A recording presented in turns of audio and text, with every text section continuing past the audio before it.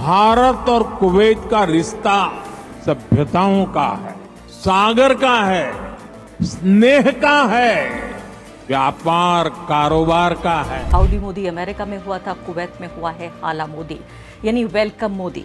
Order of Mubarak the great, ये इसका नाम है।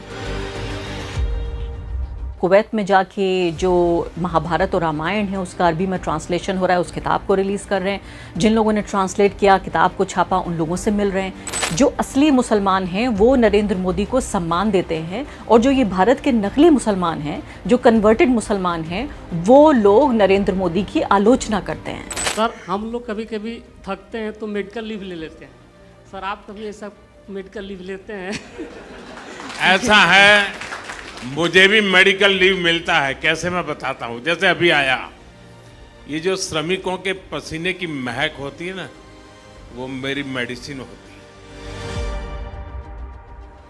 जिस लेबर को, जिस मेहनत को नरेंद्र मोदी यहाँ ग्लोरीफाई कर रहे हैं, उसका महिमा मंडन कर रहे हैं, वो इतनी खूबसूरत नहीं है, इतनी सुंदर नहीं है। लेकिन भारत में मुसलमानों के साथ क्या कर रहे हैं? एक तरफ मैं आपको बता रही हूँ कि एक ऐसे देश जो धर्मनिरपेक्ष नहीं है, वहाँ मंदिर बनाए जा रहे हैं, उसके इनॉग्रेशन के लिए नरेंद्र मोदी जी को बुलाया जा रहा है। इधर संभल की मस्जिद में आपको पता है किस तरह से जो हिंदूवादी संगठन हैं, उन्होंने दावा ठोका, खास समुदाय को डराने, धमकाने, आतंकित करने की पूरी कोशिश है। कि देश की संपत्ति पर पहला अधिकार मुसलमानों का है। इसका मतलब ये संपत्ति इकट्ठी करके किसको बांटेंगे? जिनके ज्यादा बच्चे हैं उनको बांटेंगे।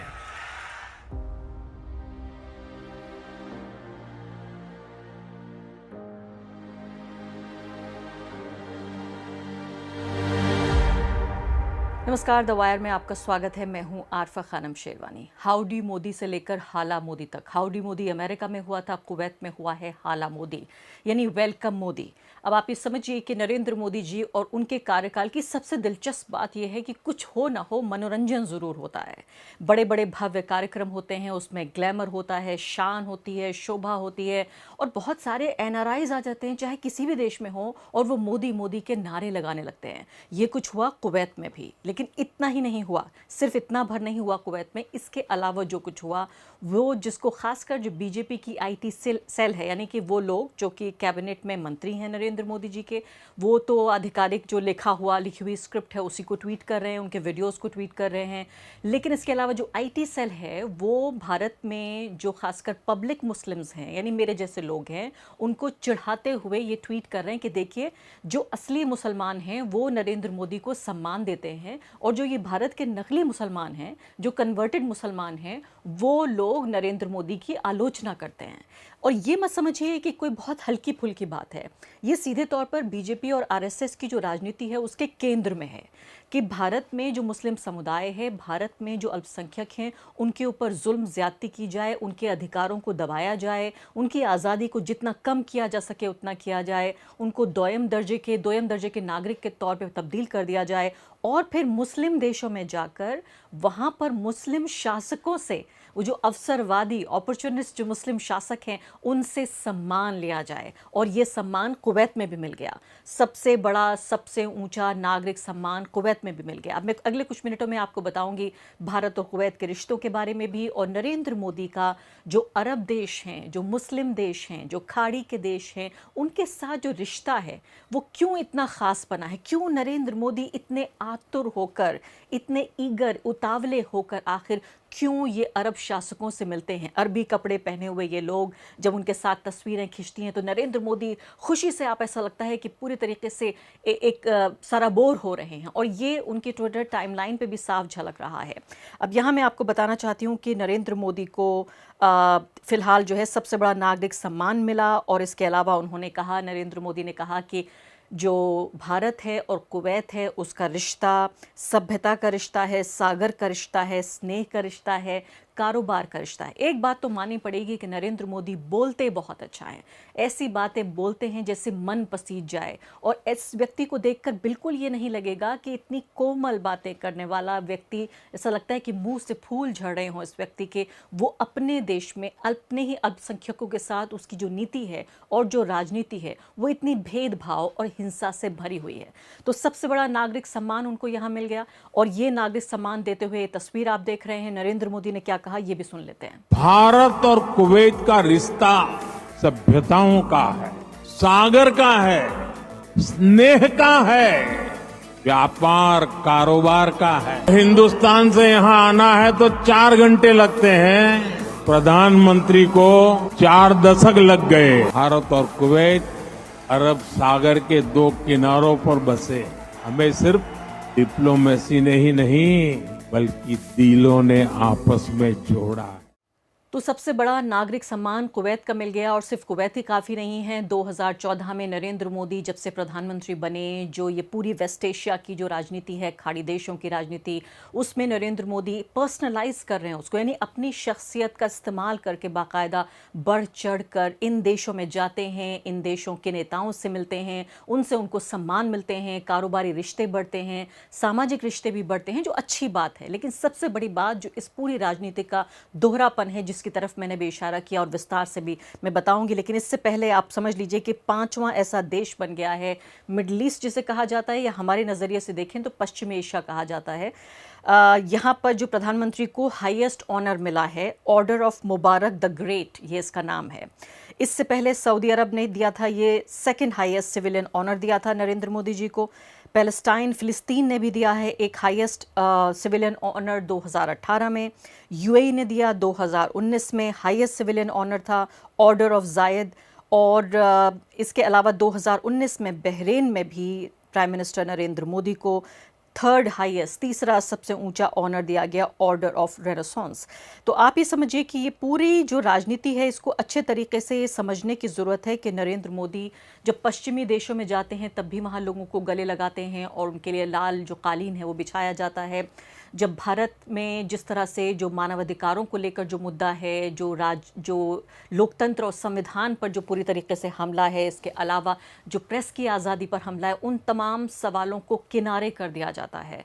और इसीलिए मैं यहाँ सवाल ये उठाना चाह रही हूँ कि नरेंद्र मोदी जब मुस्लिम देशों में जाकर उनसे रिश्ते स्थापित करते हैं, अपनी शख्सियत, पर्सनल अपना एक तरह से करेंसी इस्तेमाल करके इन नेताओं से बातचीत करते हैं और तमाम तरह की डील्स भी ज़ाहिर होती हैं, जिसको मैं बुरा नहीं समझती। मैं सिर्फ जो हिपोक्रेसी है, जिसको खुद नरेंद्र मोदी कहते हैं कि हिपोक्रेसी की भी सीमा होती है, मैं नरेंद्र मोदी जी से यही सवाल यहाँ पूछना चाहती हूँ कि वो अरब देश जो लोकतांत्रिक देश नहीं है, जो धर्मनिरपेक्ष देश नहीं है, वहाँ पर जनता का शासन नहीं चलता, वहाँ नेता नहीं होते, शासक होते हैं।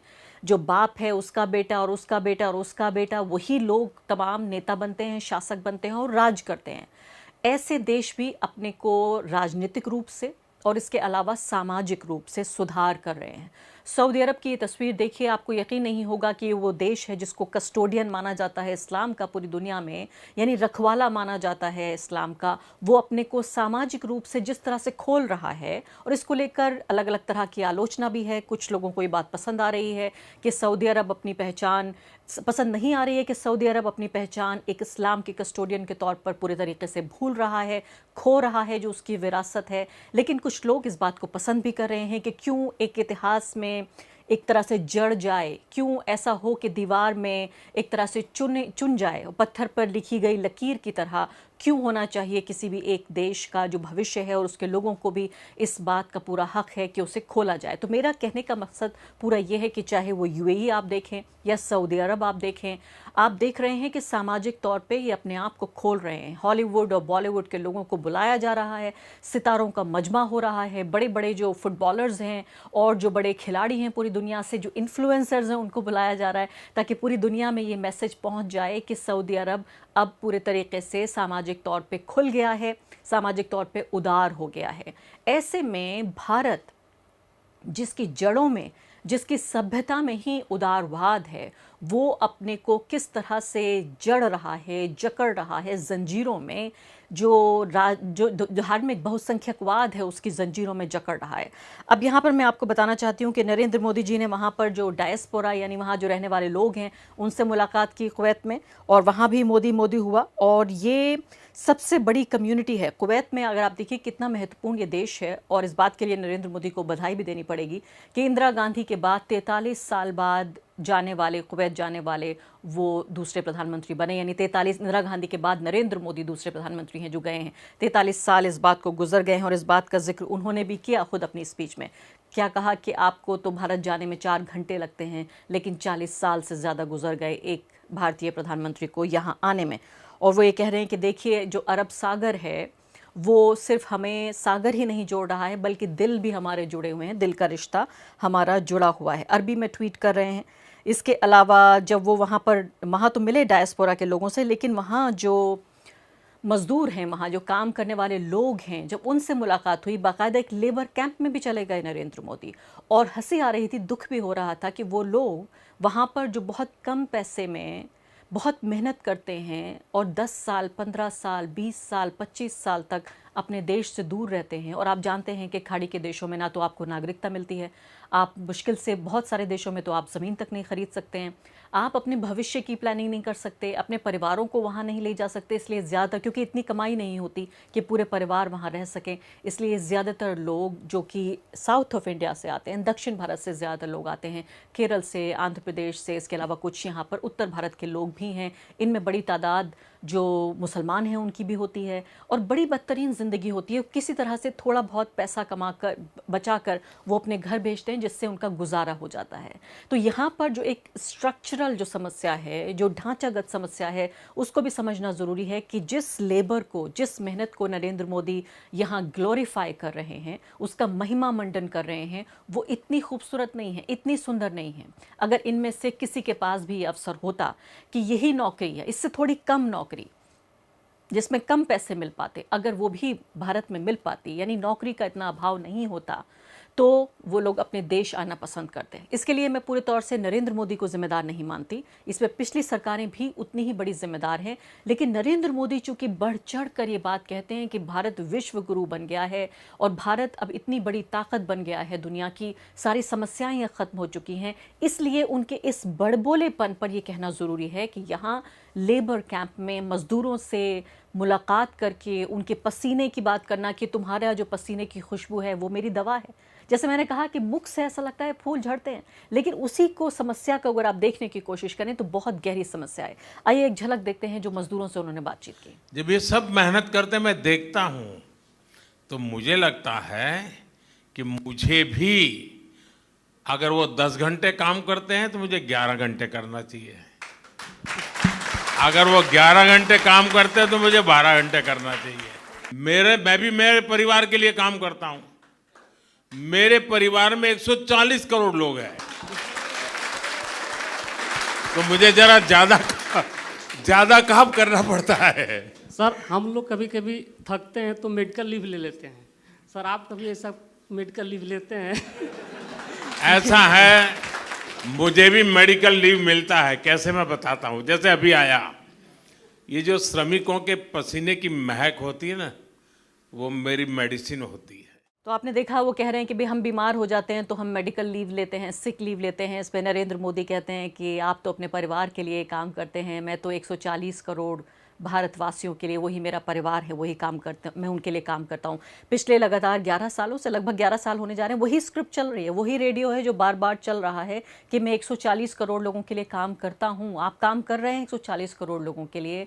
कहते हैं कि भाई 18 घंटे, 20 घंटे, 22 घंटे नरेंद्र मोदी काम कर रहे हैं, मेहनत कर रहे हैं। बड़ी अच्छी बात है, बधाई उनको कि वो इतना काम करते हैं। लेकिन इस काम की दिशा क्या है? क्यों भारत में अर्थव्यवस्था, भारत में महंगाई की जो पूरी हालत है, बदतरीन रोजगार की जो हालत है, यानी महंगाई और बेरोजगारी जो है रिकॉर्ड स्तर पर। पिछले 40 साल में इतनी बेरोजगारी नहीं हुई भारत में जितनी अब देखने को मिल रही है। इसके बावजूद भी कि तमाम तरह का सरकारी जो डेटा है उसको छिपाया जा रहा है। अब आपको मैं कुछ आंकड़े बताना चाहती हूँ जो गल्फ़ कंट्रीज़ हैं उनके बारे में। 55% जो NRIs हैं, नॉन रेजिडेंट जो इंडियंस हैं, वो रहते हैं 6 गल्फ़ कंट्रीज़ में। 20% जो कुवैत की आबादी है, 20%, वो भारतीय है, और 30% जो उनका वर्क फोर्स है, यानी जितने लोग काम करते हैं कुवैत में, उसके 30% लोग, हर तीसरा व्यक्ति भारतीय है। अब आप सोचिए कि कुवैत की इकोनॉमी को कितना फ़ायदा पहुंचा रहे होंगे ये वो भारतीय, जो अगर भारत में होते, यहाँ छोटी मोटी नौकरी भी होती तो अपने परिवार के साथ भी रहते और भारत की जो अर्थव्यवस्था है उसको भी कहीं ना कहीं फ़ायदा पहुंचाते। और जो कारोबार है भारत और कुवैत के बीच, वो $10 बिलियन का कारोबार फ़िलहाल यहाँ पर हो रहा है। इसके अलावा जिस चीज़ को बाकायदा मैं कहूँगी जिसकी नुमाइश की गई, उसमें ये था कि कुवैत में रामायण और महाभारत जो हिंदू धर्म ग्रंथ हैं उनको अरबी में ट्रांसलेट किया गया। उनसे भी नरेंद्र मोदी मिले, उनके साथ तस्वीरें खिंचवाई गई, यहाँ पर हमने देखा, जो बड़ी अच्छी बात है। मैं तो कहती हूँ कि तमाम धर्मों का आपस में मिलना जुलना होना चाहिए, तमाम धर्मों की जो दीवारें हैं, जो जड़ता है, इसको ख़त्म होना चाहिए। और ये चाहे वो अरबी में आप पढ़ें रामायण या फिर आप हिंदी और संस्कृत में पढ़ें कुरान, यही तो हम चाहते हैं कि एक अच्छी दुनिया की स्थापना हो जहां आपस में जो मन के बीच में जो एक संकुचन है, जो एक तरह की जड़ता है, जो एक कंजर्वेटिज्म है, वो दूर हो जाए। लेकिन एक तरफ नरेंद्र मोदी अबू धाबी में जाके मंदिर का इनॉग्रेशन करते हैं, दूसरी तरफ आप ये देखिए कि यहाँ पर कुवैत में जाके जो महाभारत और रामायण है उसका अरबी में ट्रांसलेशन हो रहा है, उस किताब को रिलीज़ कर रहे हैं, जिन लोगों ने ट्रांसलेट किया, किताब को छापा, उन लोगों से मिल रहे हैं।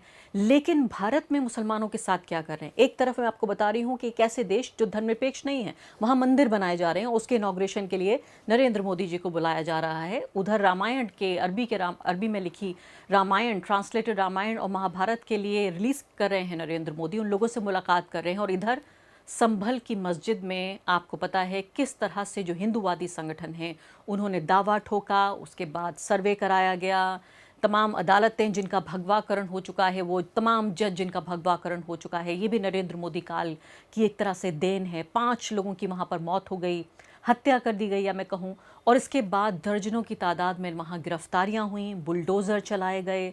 वहाँ जो लोकल एमपी हैं उनके घर पर भी बिजली चोरी का आरोप लगाया जा रहा है, और उसमें भी जितनी फोर्स तैनात की गई, तमाम तरीके से एक ख़ास समुदाय को डराने, धमकाने, आतंकित करने की पूरी कोशिश है। वक्फ को लेके आप जानते हैं पूरा बवाल खड़ा हुआ है कि भाई वक्फ जो बोर्ड है उसने ज़मीनों पर कब्ज़ा किया है। उल्टी बात होनी चाहिए, लेकिन वक्फ को लेकर पूरी राजनीति हो रही है। फिर मुस्लिम जो प्रॉपर्टीज़ हैं उनको निशाना बनाया जा रहा है। यूनिफॉर्म सिविल कोड के नाम पर जो बहुसंख्यक समुदाय है उसका तुष्टिकरण करने की कोशिश हो रही है कि देखिए फिर हम मुसलमानों को सबक सिखाने जा रहे हैं। ये वही प्रधानमंत्री हैं जिनके कार्यकाल में सिटीजनशिप अमेंडमेंट एक्ट, जिसमें सीधे तौर पर जो भारत के जो मुसलमान हैं उनके साथ डिस्क्रिमिनेशन की कोशिश है इस कानून में, और धर्म को आधार बनाया जा रहा है नागरिकता देने के लिए। तो उस तमाम अगर अलग अलग हम देख लें, और मैं तो यहाँ उन खबरों का भी जिक्र नहीं कर रही हूँ जिसमें तमाम तरह से सड़कों पर लिंचिंग होती रही है, मैं उन खबरों का भी जिक्र नहीं कर रही हूँ जिसमें जो मुस्लिम समुदाय के लोग हैं उनका आर्थिक बहिष्कार करने की, और ये वही लोग हैं जो सपोर्ट नेटवर्क बनाते हैं नरेंद्र मोदी के, जो सरकार है उनकी और जो पार्टी है उनकी। ऐसा नहीं है कि ये सरकार अलग है और ये लोग अलग हैं, ये तमाम वहीं से शह पाए हुए लोग हैं, इन्हीं को वहीं से प्रोत्साहन मिलता है जो सत्ता में सबसे ऊंचे पदों पर बैठे हुए लोग हैं। तो एक तरफ मुस्लिम विरोधी राजनीति और दूसरी तरफ हम देख रहे हैं नरेंद्र मोदी का आतुर होकर, उतावला होकर जो मुस्लिम देश हैं उनके नेताओं से मिलना, वहाँ से वैलिडेशन हासिल करना, और यहाँ पर फिर बीजेपी IT सेल के ज़रिए भारत के मुसलमानों को चिढ़ाना कि देखिए मुसलमानों से कोई समस्या नहीं है नरेंद्र मोदी को। बीजेपी बहुत बड़ी हितैषी पार्टी है मुसलमानों की, क्योंकि जो ओरिजिनल मुसलमान हैं, जो असली मुसलमान हैं, वो तो उनको गले लगा रहे हैं। आपकी समस्या सबसे बड़ी है कि आप सिर्फ राजनीति से प्रेरित होकर नरेंद्र मोदी को क्रिटिसाइज़ करते हैं।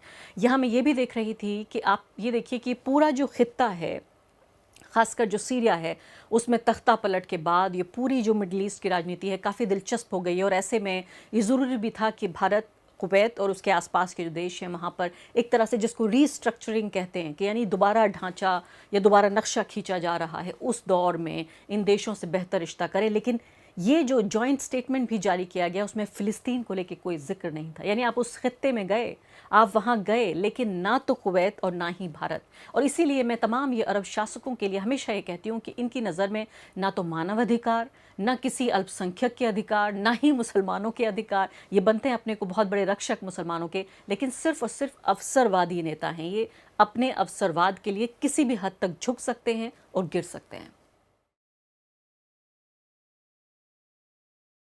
द वायर के और वीडियोस देखने के लिए सब्सक्राइब करें और बेल आइकन पर क्लिक करें। स्वतंत्र पत्रकारिता की आर्थिक मदद करने के लिए डिस्क्रिप्शन में दिए गए लिंक पर जाएं और अपनी राशि चुनें।